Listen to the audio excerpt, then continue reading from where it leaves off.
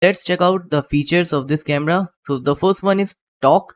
Now this is very simple. You just have to tap and hold here, and then you can start talking, and the person who is standing in front of the camera will be able to hear the sound very clearly. It's loud enough for a person to listen very clearly, and also you can observe how the camera works.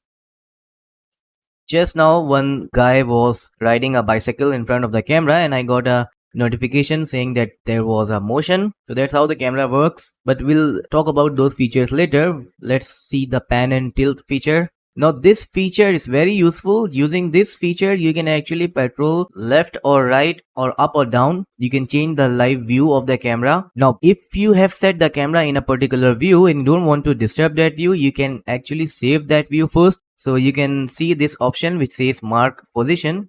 So you can save that position, like you can give it a name, like for me I'll just say Creta because my car is visible here.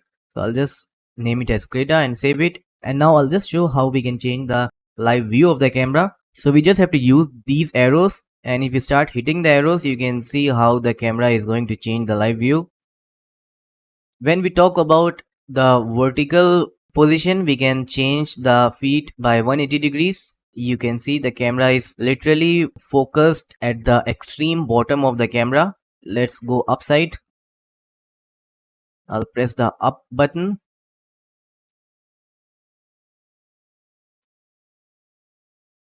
And you can see the tilt has reached the maximum extent in this direction. So this is the message that you are going to get if you try to change the position beyond the maximum capacity of the camera. So this was the vertical tilting.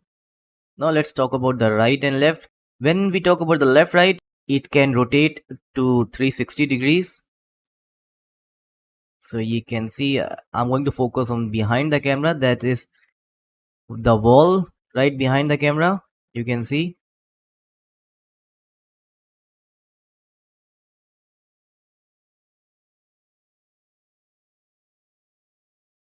and in the same way you can turn 180 degrees to the right.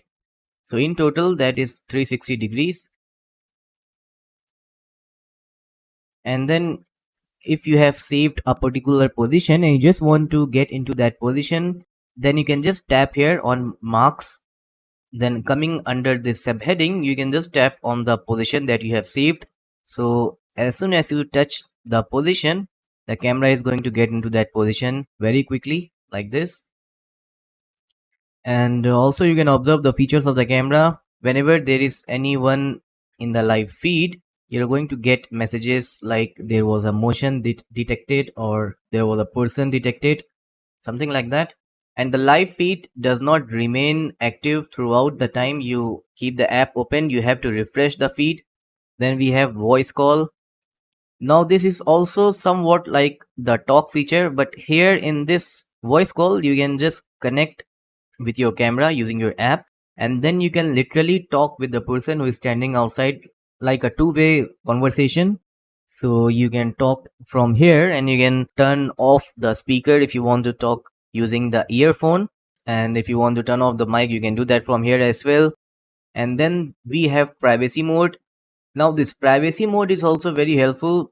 Why it is very helpful, I'll tell you. Because if you want to hide or turn off the live feed of the camera, you don't want to record due to any privacy reason, you can just tap here, and the camera literally and physically turns off the lens. It hides the lens so that there is no view or there is no live feed from the camera. Nothing can be recorded. The lens is physically hidden when we turn on the privacy mode. When we turn it off, the lens is going to be opened up, as you can see here in the live view also. Then we have alarm feature. We'll talk about the alarm when we are in the settings. And the Tapo Care is the premium feature that you will have to buy and subscribe to, and it's around 319 for one device per month, and it's going to give 30 days unlimited storage.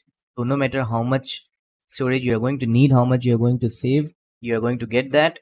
It's the premium one. Then there is one basic also, which is for 249 and it's for 7 days. Anyways, I'm not going to buy that. And then we have playback and memory. Now this playback and memory will be available if you have inserted one memory card, and after inserting the memory card you will have to format the memory card. You will keep getting messages about formatting the memory card. If you format it, then the recording is going to get started, and this is how the recordings look like. So whenever there is a person detected, then you will get a different subtitle. Here you can see it's written person detected, and if I tap on it, then you can see when was this recording done, and who was the person who was detected in the camera. So you can see little children playing there, and then one guy is walking in front of my house. So this is the person detection feature. Then second one says motion detection, which means there was a motion, a vehicle has crossed and you can see the vehicle. So this is the best feature of the Tapo cameras. We don't have to record continuously. The camera is going to record only when there is a detection of some kind, so that even when you are checking back the recordings, it's going to save a lot of time. You don't have to go through the entire recording. You'll just have to go through the detections in this way. And then here, if you see, we have this memory tab also. This memory tab is for the recordings which you save on your phone. Like let's say I have tapped on this person detection and I want to record the person who is going to walk in the live view, and I want to keep that clip on my phone as well. Even though the clips are saved in the memory card, you can take out the memory card anytime and then transfer it to your computer and then mobile. But if you tap here, then it's going to be recorded in your mobile also. It's very handy. If you are very far away from the camera, you don't have to physically come back to the camera to take out the memory card, and then you can actually play the recording and save it in your phone. So if I tap on memory, now you can see that it has been recorded, and then you can download this to the memory of your mobile, or you can just delete it like this. So which means the recordings which you can see here are actually not on your phone. They are being fetched from the camera. These recordings are on the memory card and the memory card is in the camera. So these are getting fetched from the camera. If you want them into your phone, then you'll have to play the recording and then record it using this recording icon, and you can see how the camera works. I keep getting notification like this one, motion was detected, whenever there is some kind of motion in front of the camera, which saves a lot of time and a lot of memory. So this was the playback and memory mode. In the same way, if there's something happening in front of the camera and you want to take a picture, you can just tap here on the camera icon and the picture will be taken. If you have added multiple cameras, then you can tap here on this small icon and then you can see or check out the different cameras. And then this auto says which mode you have selected, whether it is the day mode or the night mode. I have set it on auto mode because by doing this I don't have to change the night or day mode. It's going to be taken care of automatically. And then after that, let's check out the settings. I'll just tap on the settings icon and let's check all the settings one by one. So I'll tap here on the first one. Using this one, you can change the device icon. In the second option says camera name. If you want to change the name of the camera, you can do that from here. Then it shows the name of the Wi-Fi network that it's connected to and the signal strength also. So the signal strength should be good at the location where you have installed your camera, so that it's easier for you to view the feed from the camera. Then the hardware version is there, firmware version is there. If you tap on the firmware version, then you can check for the updates. So I'll just check for updates and it says I have the latest version. I'll just tap on back button. Alright, then the second option here it says location. So under location, if you want to save the address of your camera, you can do that so that you know where your camera is installed. Then we have the time zone. You can select the time zone according to the place you are in. Then we have the invert image. In case if you have installed the camera upside down, then you can use this option, which is invert image. It's going to invert the image and then you'll get the proper view. So I'll just turn it off. Then we have status LED. If you want to turn off the LED on your camera so that no one is aware whether the camera is on or off, then you can do that from here. You can turn off the status LED from here like this. Then we have the privacy zones. When enabled, the custom privacy zones cannot be viewed or monitored.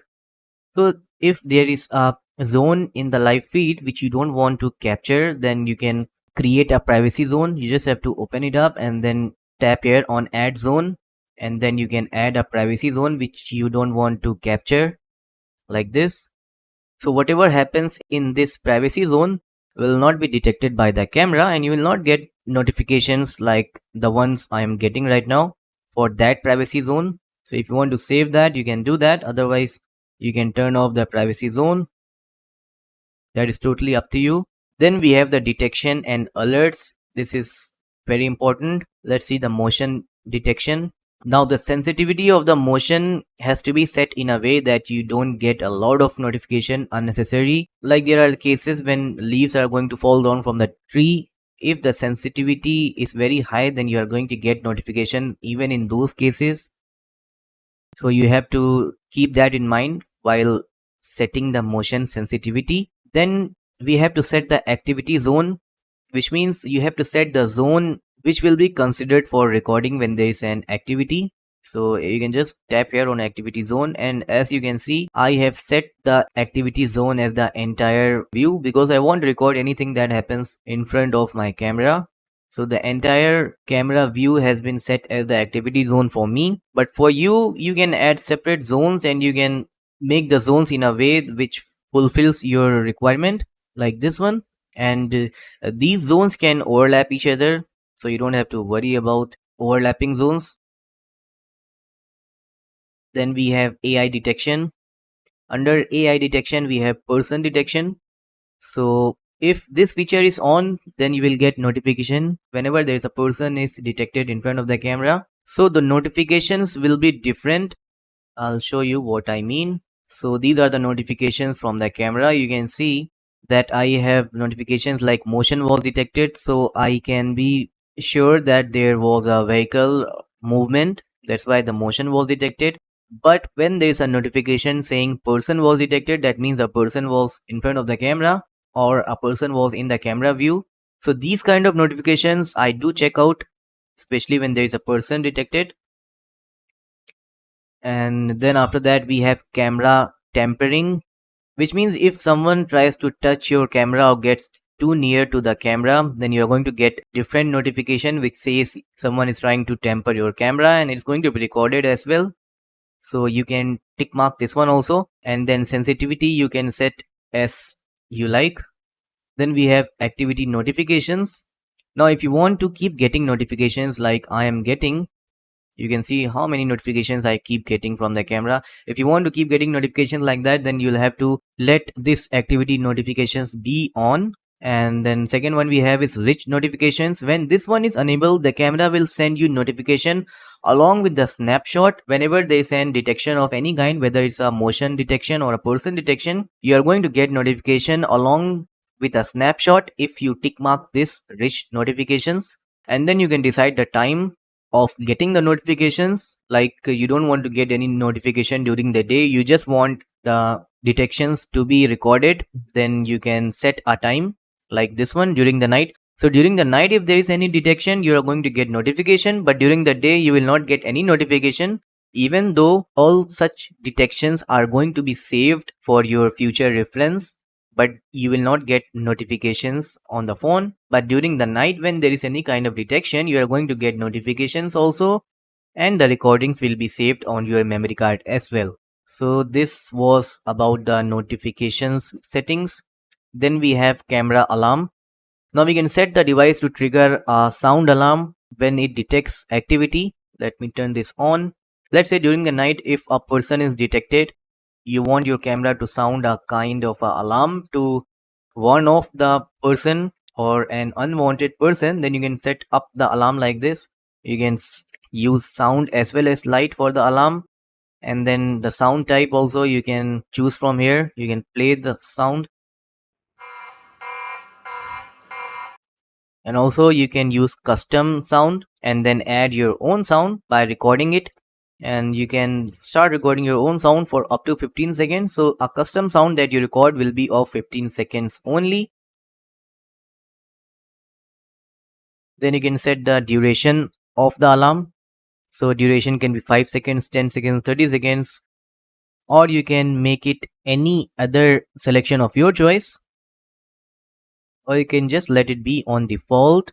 Then alarm event type. Now it's up to you whether you want to sound the alarm in which detection.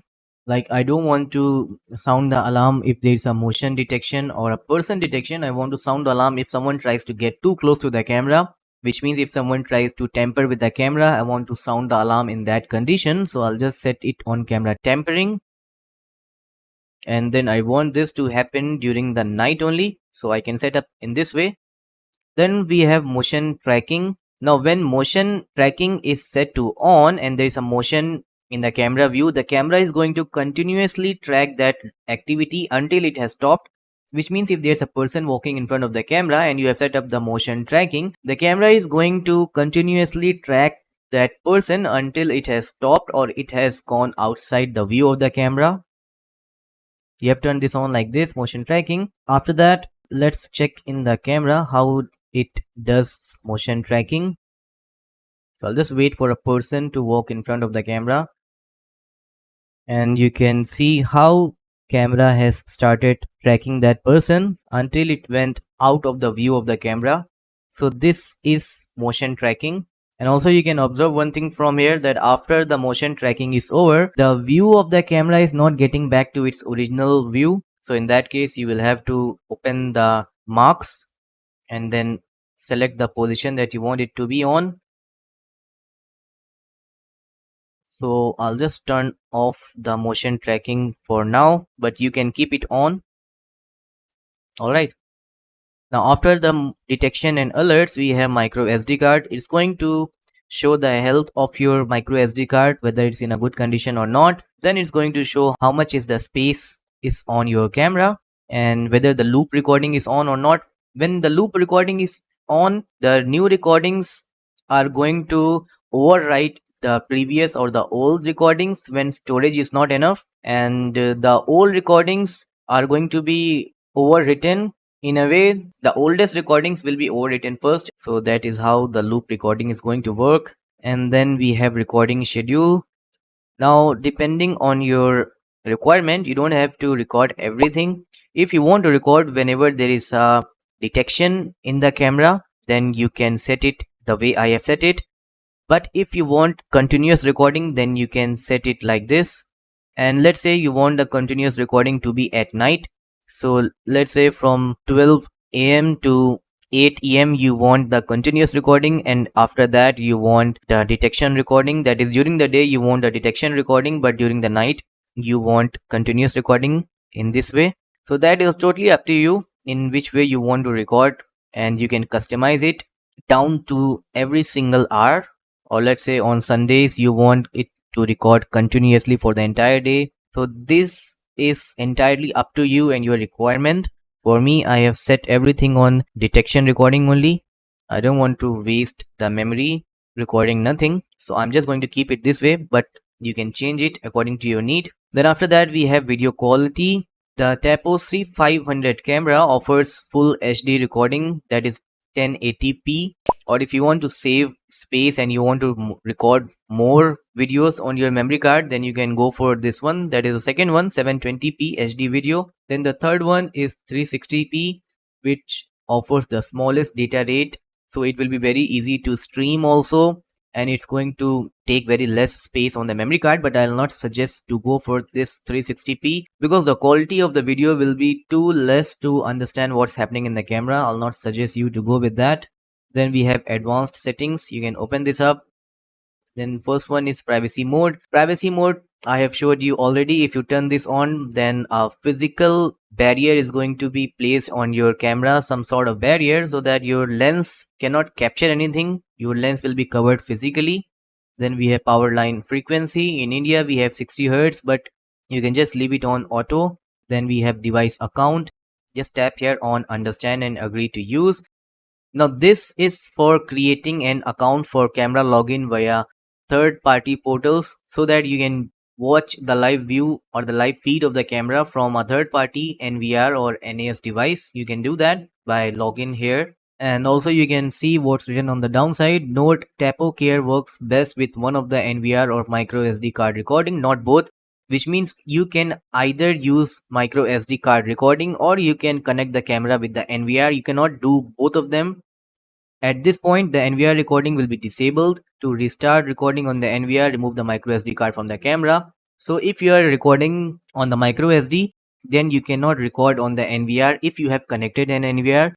And if you want the recordings to be done on your NVR, then you will have to take out the memory card from the camera and then just restart your camera. I'll do a separate video about setting up the camera with NVR and how to use the NVR to record the videos as well as how to watch them. For now, let's stick to the settings. Then we have this option which is on screen display settings. Now if you want to change what is being displayed on the live camera view, then you can do that from here. If you want the date and time stamp to be there, then you can tick mark this one, and then if you want to display a kind of a text on the camera, then you can turn this one on also, and then you can write here whatever text you want to write. Let's say you want to write the address of your house, or you just want to write the position of the camera, then you can just write like that. And display logo is going to give a small logo at the corner left bottom corner of the live feed, and the logo is of Tapo, so I'm just going to turn this off. Then we have pan and tilt correction. So the camera is going to be set to the default position if you tap on this. And I'll just show what it means. You can see it here.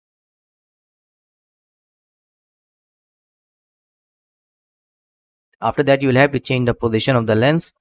So I'll just tap on the marks and then select a predefined position like this.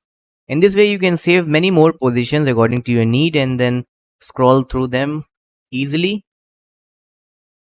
Then we have diagnostics. It says enable this feature only when something is wrong with your camera to save logs, so that you can use those logs to understand what is wrong with your camera. It's very helpful for troubleshooting. But if there's no problem with the camera, then it's recommended to disable this feature. So let this feature be off. Then we have one more feature which says share device. It's very helpful. If you want to share the live view of your camera with your family members, you can do that from here. You can just tap here on share, and then you can add the email ID of the person you want to share with.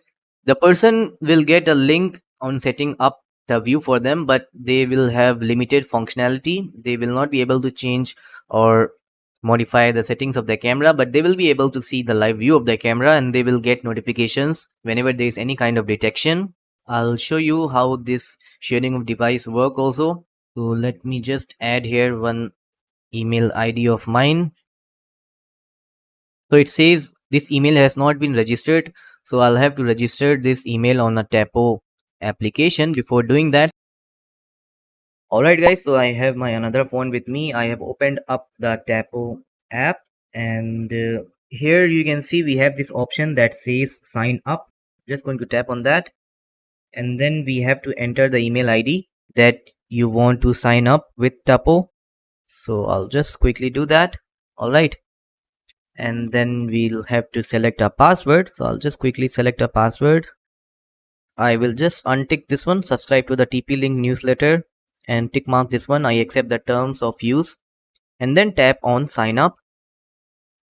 Then we will have to activate our account. So for that, you'll just have to open your email app, whether you are using an email app on your phone or you are using a browser. Just open up your email, and then you will receive one email like this from TP-Link, and you will have to tap here on click to finish registration, and you'll have to keep in mind that this button is going to be active only for 1 hour, so you have to do this activation within 1 hour. So once you have activated your email ID, you're going to get a message like this: congratulations, your ID has been activated. Then coming back to the application, you can just tap on activated and login. Alright, then you can just directly sign up into the application. Now after signing up to the application, you can see there's nothing in my app. None of the devices are visible here. So for that, I'll have to open the Tapo app in my original phone, which has the registered email ID. Now from here in my phone, I'll just share my device with the email ID that I have created just now. So I'll just tap here on share. Now it says sharing invitation sent. Just tap on got it. Alright. Now coming back to our second phone, you can see that there's one notification. Just tap on it, and then you can see it says Tanzil Osama shared a device with you. Just tap on it, and you just have to accept it from here, and the device has been accepted. Now coming back to the home page or the home screen of this app, you can see now I have that camera which says gate right. I can just open it up. Now if we talk about the features that are available in sharing mode, is that we can use the talk feature, the voice call feature, we can use the pan and tilt feature, and also the position that I have saved in my original phone, which is the owner of the camera. That position is also visible here. Pan and tilt is also working here in sharing mode. You can notice that. And we cannot use privacy mode, which means we cannot turn off the camera from the sharing mode. We cannot turn on or off the alarm mode in the sharing mode. Then we can play back the recordings. All the detections that have been done can be played back from the sharing mode. So if you have shared your device with your family or anyone, they will be able to play back the recordings which are done on the memory card of your camera. Let's check out the settings. Under the settings, you can see none of the settings are enabled, all of them are off, which means we cannot change any setting of the camera. We can only remove the camera from here. Nothing else can be done because it is in sharing mode. So that's very obvious, but I'm very happy and satisfied with the amount of functionality and the features that are available in the sharing mode as well. If I'm sharing my camera with someone, I want them to be able to see the live view as well as the playback and memory. That's all. I don't want them to be the admin of the camera. So that is exactly what is allowed in the sharing feature. Now coming back to the original phone, after share device, the next option is auto reboot. If you want to reboot your camera at a specific time, then you can select it from here. You can schedule the reboot, even though reboot is going to take only few minutes, but you can set the reboot in this manner. But for me, I'll just let it be on off. I don't want to reboot my camera. And since I have two cameras, one is on the left side, which is a bullet camera, I'll just try to add the second camera here in the feed so that I can view both of them together in this way. So even if you are having more than one camera, then they are going to appear something like that here. The cameras will be showed in different icons. So you can open one of them, and then if you change the feed of the camera by tapping on this icon so that you can view multiple live views at once, you can see the boxes like this in a grid kind of way. Then you can tap on one of the grid, the plus icon, and then you can select the rest of the cameras and then just tap on add, and the live feeds will be visible something like this. So you can see the feed of more than one camera at one go. So I hope you were able to understand how to set up C500 camera, and I hope I was able to explain most of the important features of the camera, how to set it up, how to use it, how to tilt it, or the detection features, and how the playback and memory is going to work. I hope I have cleared most of the doubts, but in case if you are having any other doubts, you can always reach out to me. You can leave a comment down in the comment section, or you can reach me on my Facebook page. You can leave a message there and I'll be happy to revert back to you. So that's all for this video, guys. I hope you liked the content that I had made. I hope you had a good time watching the video. So don't forget to give a thumbs up and subscribe to the channel. I'm going to see you in the next video. Till then, take care and thanks for watching.